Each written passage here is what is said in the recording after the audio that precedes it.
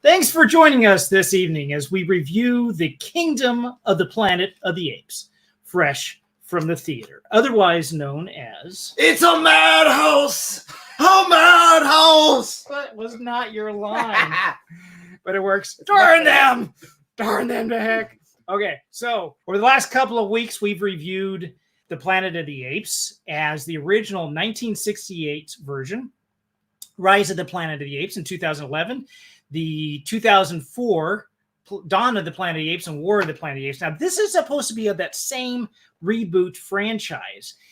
Although the first three really work well as a trilogy because you have Caesar as being the main character, basically his birth through another part of his life, which I'm not going to say because that'd be a spoiler. We're going to do a spoiler-free section on this first, and then we're going to get into a spoiler section. And if you like this video, please like and subscribe. Click on that. It really helps promote this to other people, make it more visible to them. On a scale from 1 to 10, I'm not going to say it just yet. How would you guys rate this? I don't do scales. Yes, you got to do a scale. What is your scale? I'd say probably 6. 6. Okay. So not as good as the original series. Okay. So hypothetically, let's say that I was talking to someone who did do scales and they were to do that and they enjoyed it or just enjoyed it as much as you did. What would you put this as? It would probably fall between 0 and 10.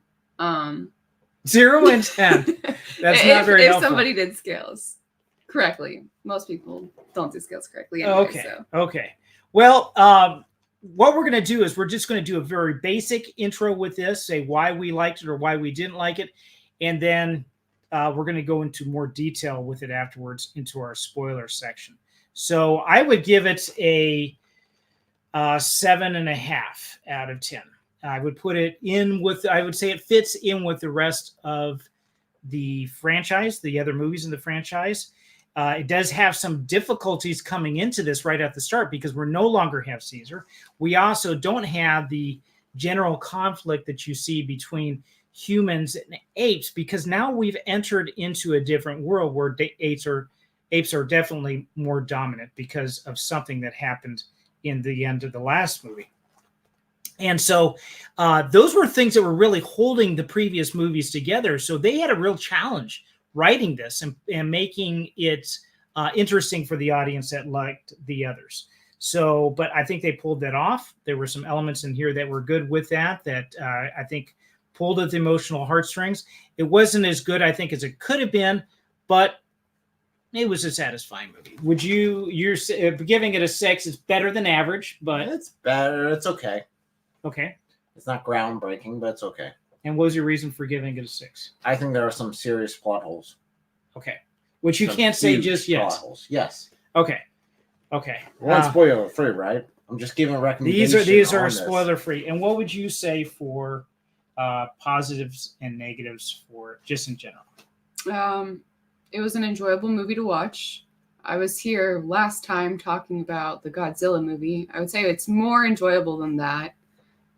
There's more emotion and stuff between the characters that helps move it along. There is a reason for the things that are happening. It's not just a let them fight movie, but if you like those types of movies, you should also like this. I think there's good action. So yeah, there was plenty of good action. I think in here there was some very tense moments about what was going to happen with the main characters in here. You see there is a main character arc involved with the main character who is Noah, by the way, and that was played by Owen Teague, I believe that's how you pronounce his last name. A younger guy. This is not Andy Serkis who did the original Caesar in the original cycle that they had there. So going from here on forward, we are going to venture into a spoiler zone. So I'm going to put the spoiler warning up to let everybody know. Going forward, we had, I'm going to introduce some of the main characters here. We have Noah, who is the main character, who the story basically follows, and he's the chimpanzee on the left. Then we have May in the center, and then who was the orangutan? What was the orangutan's name? Raka. Raka was the orangutan. And so,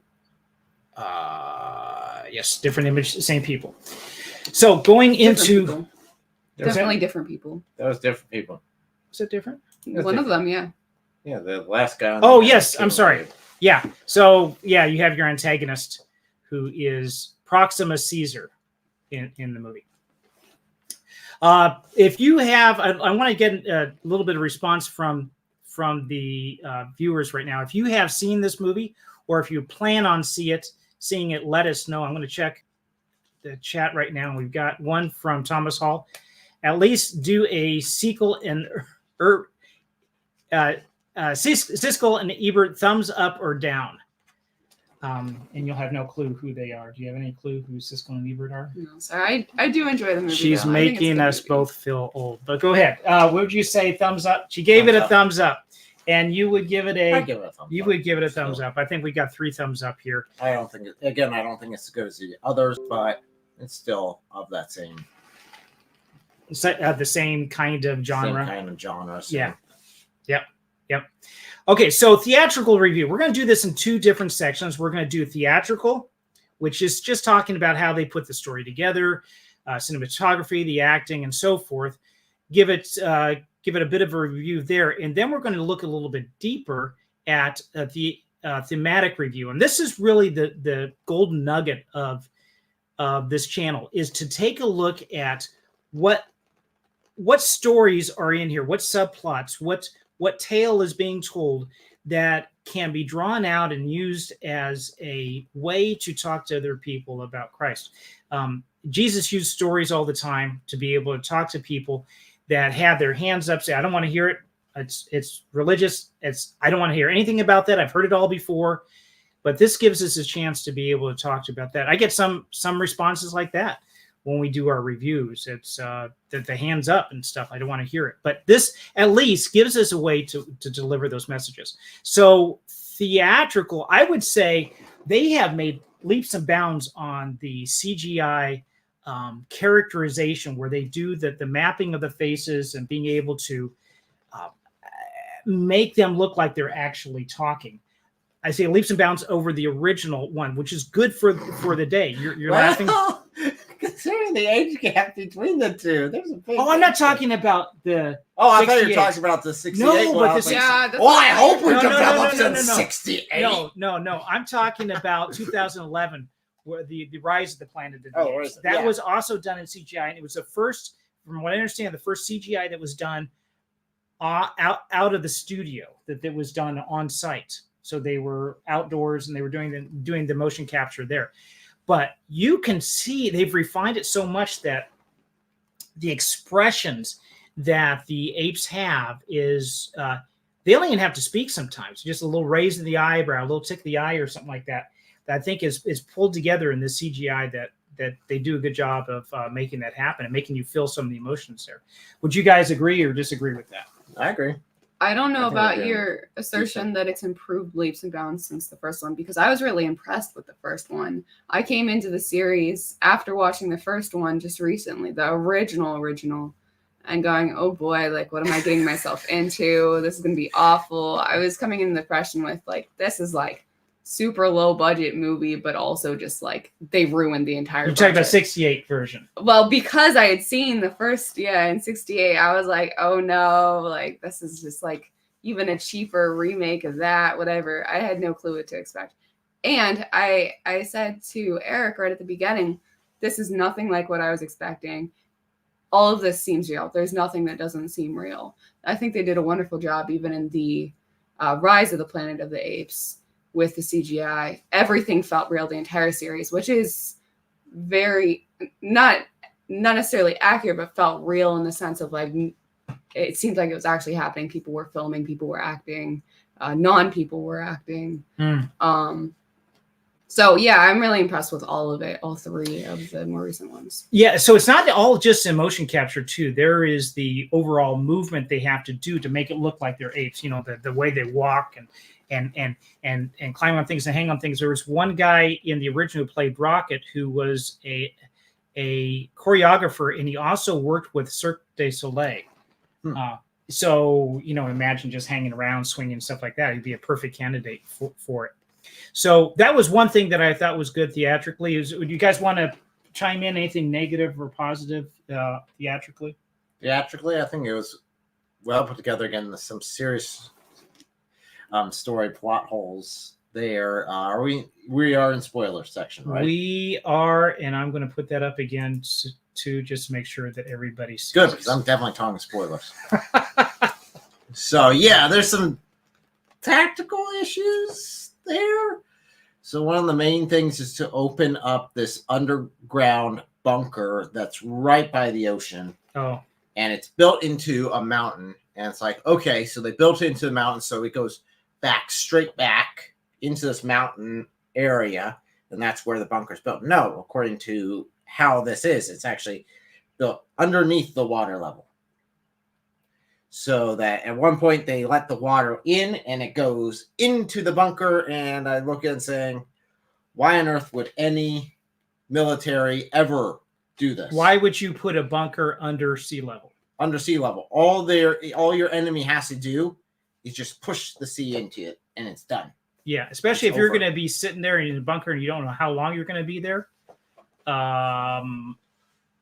Your seawall could easily collapse during that time. Yep. Right? No. That's a good point. Never attack. All they'd have to do is what they did in the show, which blow up the seawall. So another thing too is these are these bunkers. If you're familiar with Fallout, that type of thing, these are huge bunkers, even bigger than the ones that they would have in Fallout, because they got tanks inside there at the lower level. So yeah, you're right. Why would they do that? It would make sense that if you're going to naturally destroy the thing and you have caveman-like technology, that would be available. But why would they do that? No, that's a good point. Yeah, and even if they had done it, you would think that they'd have some kind of, I mean, even being above sea level, you'd think that they'd have some kind of protection. For example, like hospitals, schools, churches, all kinds of places have like fire breaks. You would think they'd have some kind of like water break, something, if they're expecting that could at all be a possibility. This is like, hunker down, extreme survival with the best of the best materials. Yeah. On a positive side, I would say that they did a good job with the characterization of the main character, Noah. They had him; he had to prove himself to his family, his father, and then you have the inciting events where they're being taken captive as a group, and he's got to go rescue. So there is a increasing challenges that he has to overcome, and he also has the relationship with other apes. I would say that it's not as tight it's not as emotional as maybe what you felt in the other movies where you had Will and Caesar at the beginning. You had that tight connection because he was hiding Caesar from people and he was protecting him. I don't know. Would you guys say that the emotional connections they had between the characters were on the same par, or is there?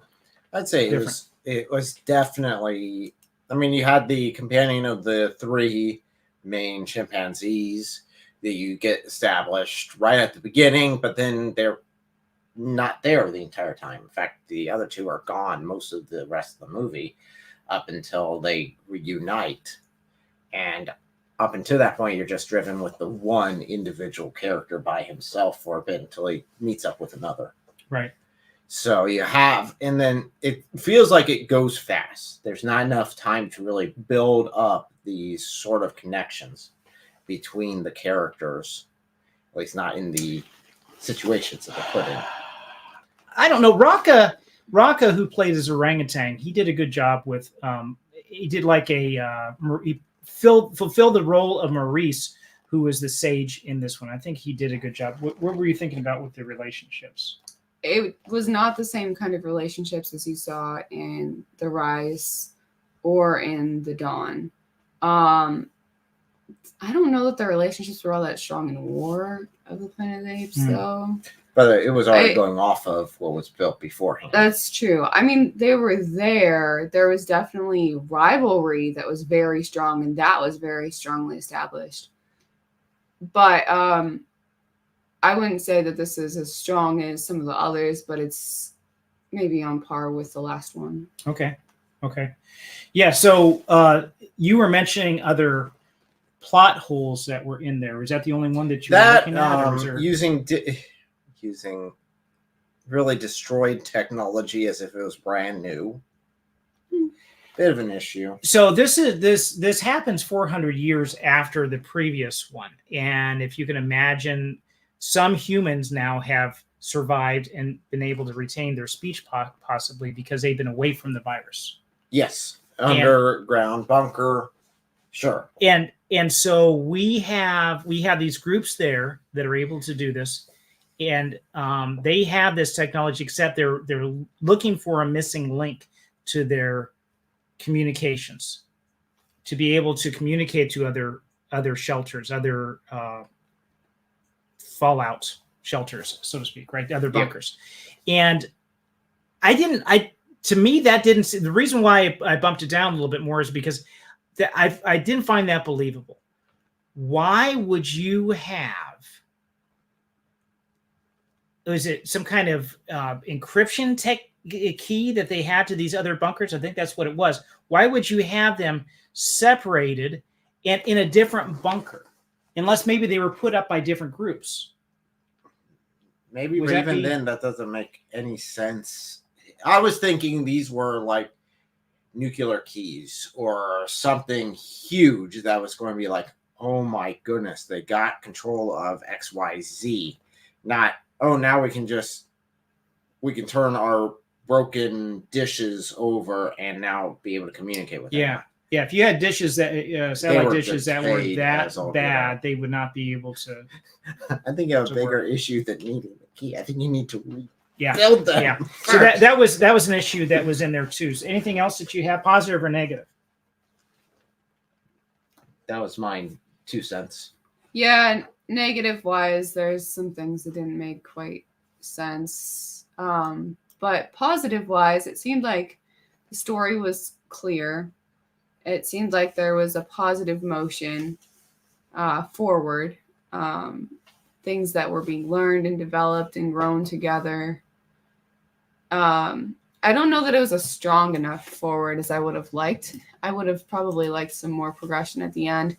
It seems like this movie maybe does a good job of setting up better things in the future, but I would have liked to see better currently. But it is what it is. As far as positive elements, I would say that there are definitely some things that can be gleaned spiritually from it. Okay. Okay, we're going to get to those in a minute, but you had something else? Yeah, I guess some totals. I would like to see where they go from this. Yeah. I think this might have been built up for something more.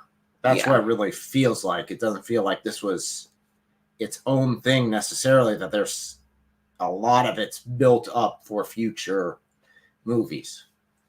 Okay. So maybe they're trying to do a trilogy with this one too. All right. So let's go ahead and move into our thematic review.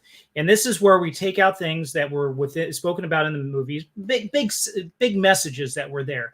But then look at that and say, how can this, are there some spiritual truths that are behind this?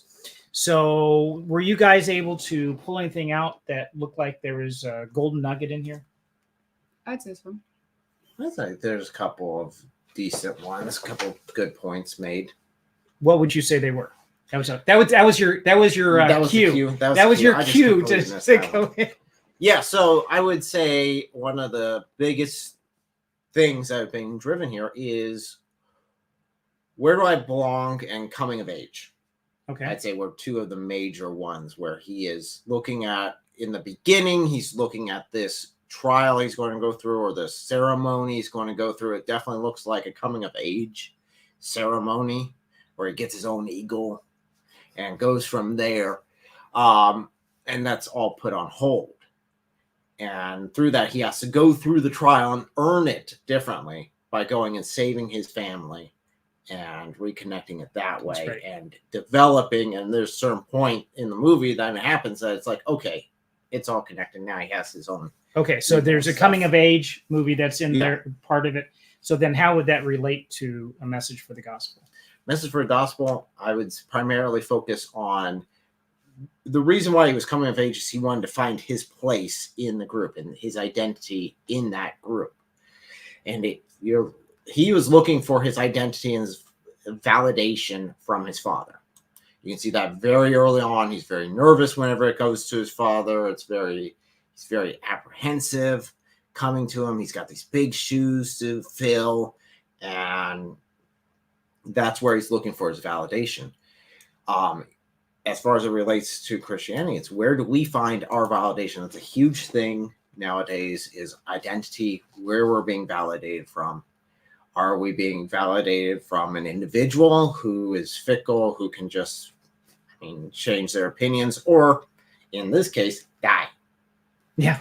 So, or do we turn to the creator who knows us completely, knows the good, knows the bad, knows everything we've ever done, and yet still, in spite of our failures, chooses to love us. Okay. And to value us and even call us his masterpiece. Okay. So that's where our place is. Yes. Okay. Got it. And playing off of that, one of the themes that I pulled out was looking for something more. And I think that ties right into that, because in this movie, especially towards the end, we see how much of this has been looking for more. Even the bad guy was looking for more. He was looking for a way to become more powerful, something that's greater than where he's at. The main character was looking to grow, but there's these other characters that are looking around them, trying to find others around them. Still trying not to give too many details.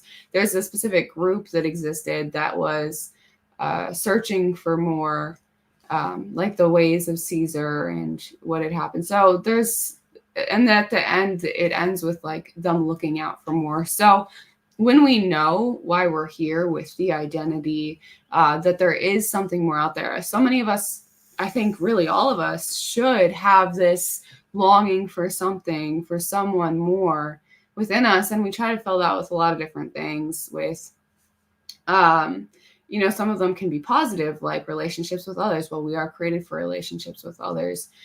But it could be like, like food or clothes or games or whatever. But we still feel like there's something more. And that's because there is something more. There's God out there, and you've been created for a purpose. And nothing can fulfill your desire for anything more like he can. But also, he created us for, like I said, like relationships with others, community. So that's definitely positive to have. A different theme that I pulled out is it's interesting how this is shown from towards the end of towards the beginning of the movie. I'd say around half an hour or so in, you see this group of people who seem to be very destructive saying, "For Caesar!" And just having watched all the other movies, I'm like, that is not for Caesar. Like, something has gone wrong here. Something has gone horribly wrong. This is a representation, but this is a false representation. This is not what Caesar would have wanted. Even not having any clue what this other group wants, seeing their actions and seeing what they're pointing back to Caesar, I'm going, no, that's not Caesar. In the same way, we see that around us a lot with all kinds of different cults, with all different types of people, with all kinds of individuals claiming that they are following something, and that is not what they're following, claiming that they represent something, and that is not what they're representing.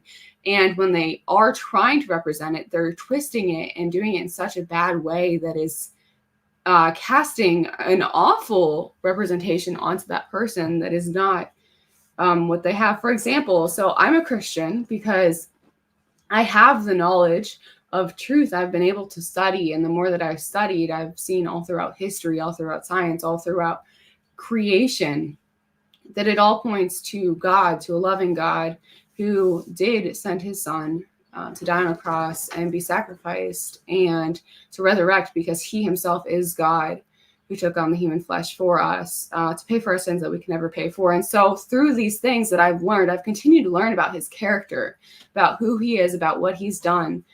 And so when I see other people saying, oh, I believe in Christ, and they say, but he was just a prophet, I'm like, is that really the representation of the true Christ? Because that's not what I see. I see that Christ was God, and I can see that from his character and what he did, and I know this.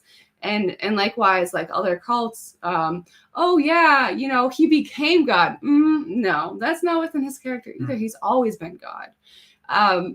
So all these things that'll try to say, oh yeah, I believe in Christ. It's like, yeah, but that's not Christ.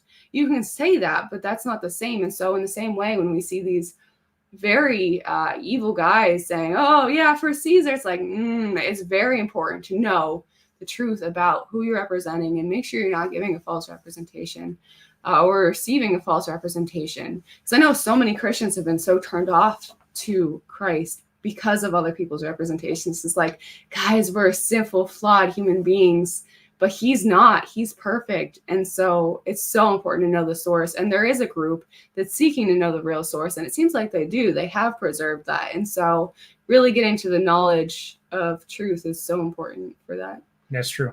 That's true. So another theme that I had seen was that you have the antagonist, Proximus Caesar, who is building this kingdom. His idea, his goal is, hey, we want to be like what the humans were. We're going to do this. We're going to have this big kingdom. And look, it's all me. And he's very good at getting the crowd going. He's very good performing before the crowd. And they have a goal. They're working together at this goal. And they're going to break into this vault to be able to get these treasures that will make them like what the humans were. And I remember, if you look back in human history, you have the Stone Age and the early Bronze Age. And when I said remember, that doesn't mean I was actually there. No, well, I know you were thinking that. So I wasn't there, but I read about this, that they had these monument building kingdoms that were built, and they could not build these monuments unless you had a lot of people involved to get the job done. And so you would have to be able to get them either going by enthusiasm or to force them through slavery or something. But there's this real human hubris that I can do this. I am the guy. It's my place, and I'm going to take charge, and I am the God King, and I'm going to have my seat of authority, and I'm going to build this tower to the heavens and be able to reach down and pull down all the authority of heaven and be able to do all these great things. And it's all vested usually in either a handful of individuals or one particular individual.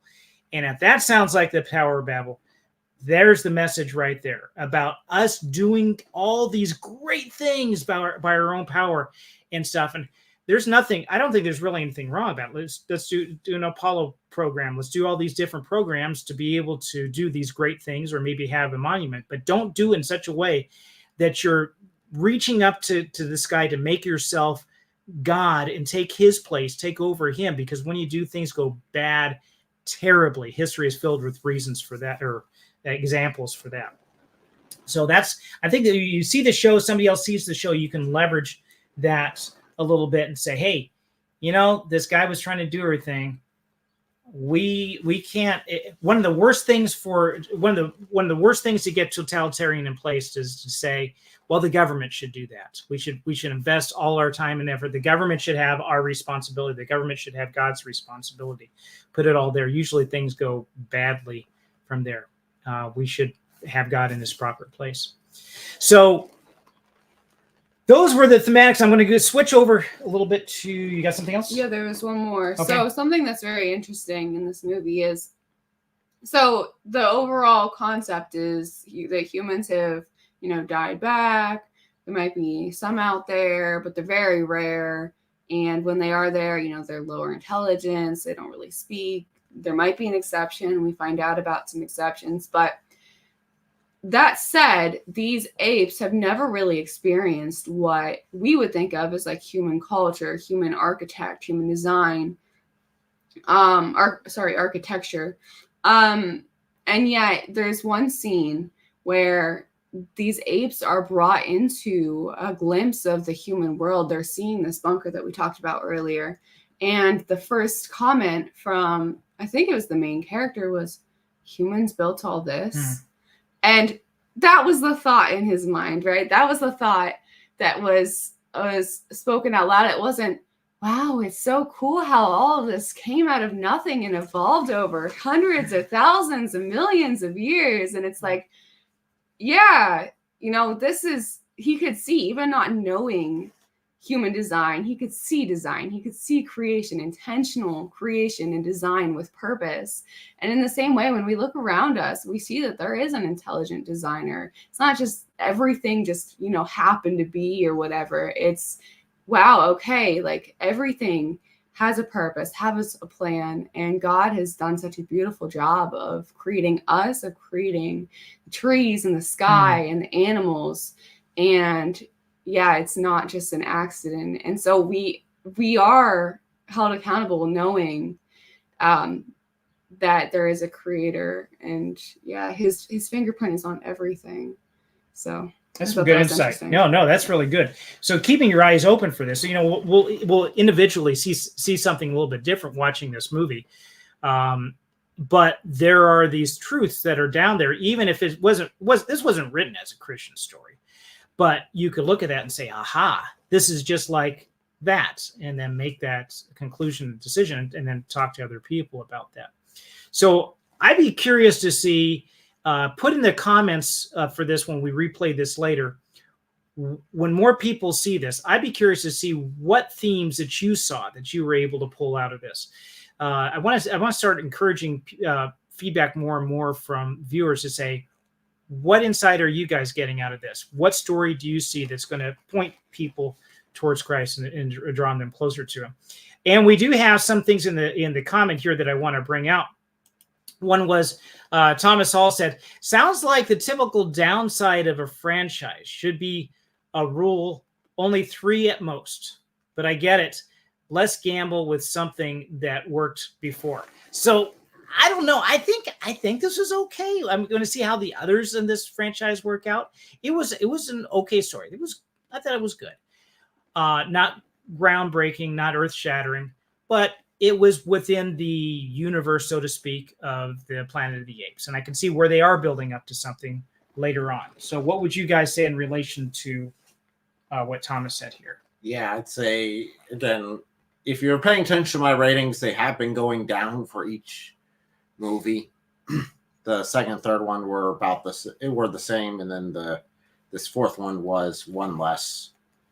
We'll see how they go with it. Again, I think most of it is because they're setting up so many other things for future movies that will really depend. Maybe the next one will really be more of a part 2 to this one and be like, okay, no, that was really well thought out. Okay, that will change and impact it.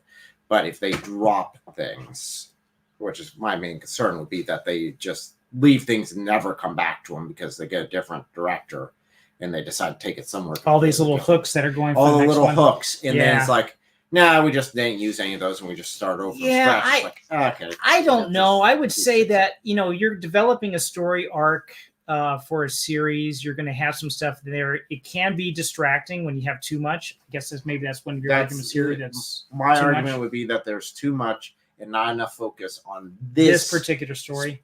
Yeah, particular story. It's great when you have the overall arc and then you have the complete stories for each one, and they're very detailed. It feels like they took a lot of detail from this story instead of dedicating it to this specific story and put it to the overall arc. Can I make a suggestion with that then? Maybe this is what would you agree with what you said? That it's pretty much distracted like that? That's to be determined. I think. But I think what was happening is there was like, I'm going to keep this a secret. I'm not going to tell you yet. I'm going to keep this a secret. I'm not going to tell you yet. I'm going to keep this a secret. And those little secrets were not really resolved. It's like you got to wait for the next one to resolve. Yeah. Is that what you're talking about? Yes. So you want to be able to tie up some loose ends, but maybe have 1 or 2 hooks at the end, not hooks all the way through the story. Yeah. Is that what the issue is? It seemed like there was a lot that was just a big fat question mark the entire time up until the last 5 minutes. And then the last 5 minutes should be a cliffhanger in a lot of ways if they're planning on continuing it. So it's like, Okay. So we found out very little. I mean, you still had some storyline and development and stuff along the way, but you want more. You want more development in a full movie, and this is a full movie, but it didn't really feel like it. Yeah. Oh, and one more thing. What's that? If you've got a bunch of monkeys that you're going to be facing and you need something to defend yourself with, please, for the love of humanity, do not pick a 6-shooter.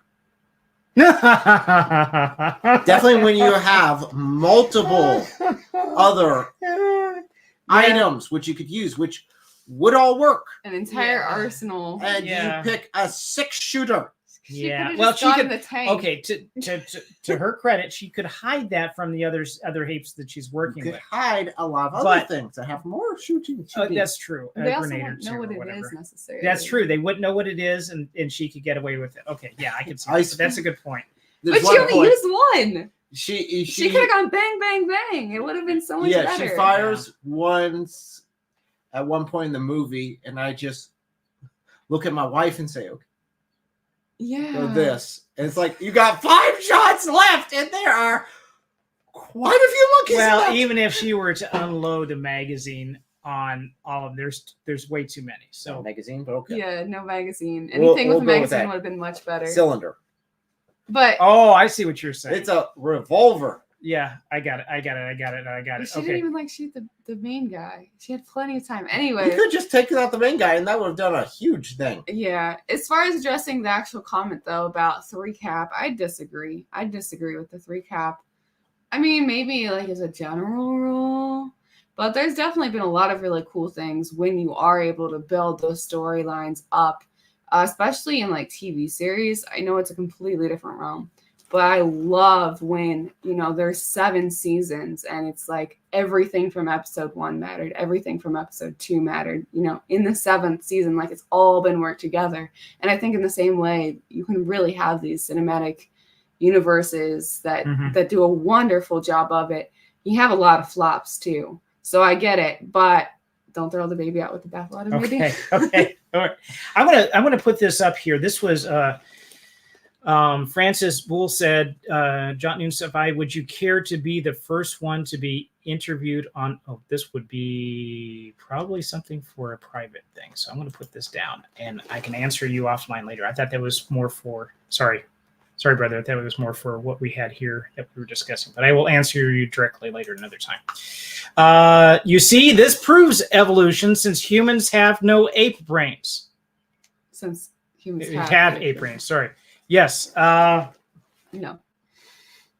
I don't think. Yeah. Well, the UC part comes from apologetics. You see, I think there was another one in here too that we had. Muslim Dawists will do that. You see, this is the proof of XYZ, and it's a completely false statement. And a lot of times they're just using their own speculation as their proof. You got a new subscriber. Yeah, that's cool.